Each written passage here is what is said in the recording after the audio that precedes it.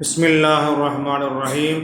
அளவற்ற அருளாளன் நிகரற்ற பேரன்புடையோன், எல்லாம் வல்ல அல்லாஹுவின் திருப்பெயரை கொண்டு ஆரம்பம் செய்கின்றோம்.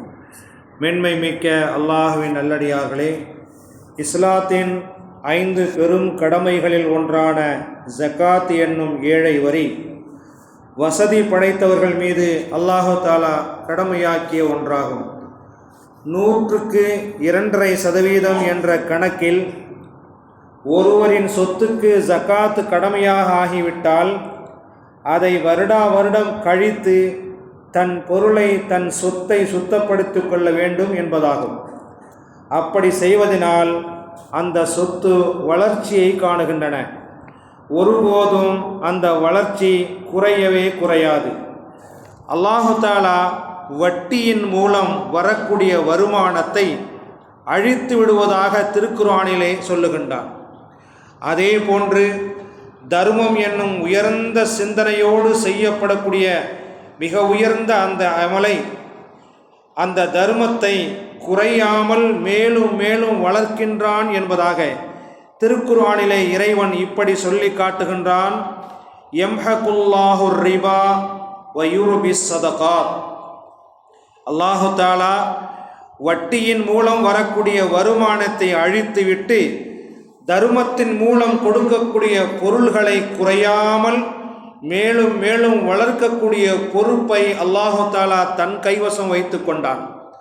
தங்கத்தையும் வெள்ளியையும் சேமித்து வைத்து கொண்டு அதை அல்லாஹ்வின் பாதையில் ஏழைகளுக்காக செலவு செய்யாமல் யார் இருக்கின்றார்களோ அவர்களுக்கு அவைகளை ஈயமாக உருக்கி அவர்களின் விலா எலும்புகளுக்கும் முதுகு பகுதிகளிலும் ஊற்றப்படும்.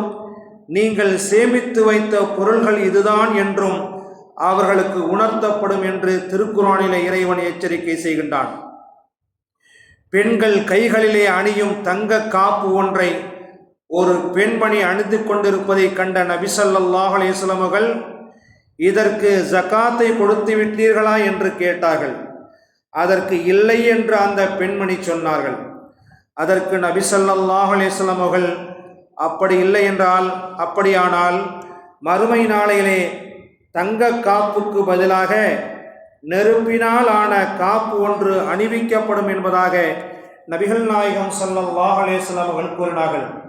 எனவே உங்களில் ஒருவரை வரி வசூல் செய்வதற்காக நாம் ஏற்பாடு செய்து அதில் ஒரு ஊசியையோ அல்லது அதைவிட மிகச்சிறிய பொருளையோ அவர் மறைத்தால் மறுமை நாளையிலே அந்த பொருளோடு மோசடி செய்தவர் என்ற பெயரில் அவர் வருவார் என்று நபிகள் நாயகம் ஸல்லல்லாஹு அலைஹி வஸல்லம் அவர்கள் கூறினார்கள். தங்கத்தையும் வெள்ளியையும் சேர்த்து வைக்கின்றார்களே என்று சொல்லக்கூடிய அப்படிப்பட்டவர்கள் என்ற பொருள் உள்ள வசனம் இறங்கிய போது முஸ்லிம்களுக்கு அது மிகப்பெரிய கவலையை ஏற்படுத்தியது. அதனால் முஸ்லிம்களே, உங்களை விட்டும் அந்த கவலை நான் நீக்குகிறேன் என்று சொல்லிவிட்டு உமர் ரலியல்லாஹு தஆலா அன்ஹு நபி அவர்களை சந்தித்து, அல்லாஹ்வின் தூதரே, இந்த வசனம் உங்களுடைய தோழர்களுக்கு மிக பெரும் கவலையை தந்துவிட்டது என்றார்கள். இதை கேட்ட நபி ஸல்லல்லாஹு அலைஹி வஸல்லம் அவர்கள், நிச்சயமாக அல்லாஹ் உங்களுடைய பொருளில் ஜகாத்துடைய பொருள் போக மீதமுள்ளவை நல்ல விதமாக இருப்பதற்காகவே தவிர ஜகாத்தை கடமையாக்கவில்லை. எனவே ஒருவரின் சொத்து நல்ல விதமாக இருக்க வேண்டும் என்றால் அவர் முறையாக ஜகாத்தை கொடுக்க வேண்டும் என்பதாக அல்லாஹ்வின் தூதர் ஸல்லல்லாஹு அலைஹி வஸல்லம் அவர்கள் ஹஜ்ரத் உமர் ரலியல்லாஹு தஆலா அன்ஹு அவர்களுக்கு கூறினார்கள். எனவே உங்களில் ஒருவர் ஜகாத் கொடுக்காமல் சேர்த்து வைத்த பொக்கிஷம் மறுமை நாளையிலே வீரம் மிக்க கொத்துகின்ற பாம்பாக மாறும். அதை கண்டு அவர் வேகமாக ஓடுவார்.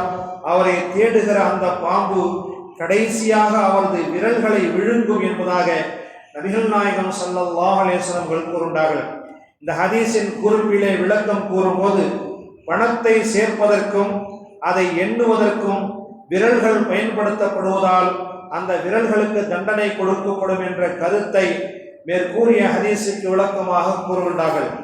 இப்னு மஸ்ஊத் ரலியல்லாஹு தஆலா அன்ஹு அவர்கள் அறிவிக்கக்கூடிய ஒரு ஹதீஸிலே, தன்னுடைய பொருளின் ஜக்காத்தை நிறைவேற்றாத எந்த ஒரு மனிதரையும் மறுமை நாளையிலே அவருடைய கழுத்தில் கொடூரமான விஷமுள்ள பாம்பை அல்லாஹு தாலா ஆக்கிய தவிர இல்லை என்று சொன்ன நபி அவர்கள் அதற்கு தோதுவான தனது அருளிலிருந்து அல்லாஹ் எவர்களுக்கு கொடுக்கின்றானோ அந்த பொருளாதாரத்தை கஞ்சத்தனம் செய்பவர்களே நல்லவர்கள் என்ற எண்ண வேண்டாம் என்று பொருளுள்ள வசனத்தையும் ஓதி காட்டினார்கள்.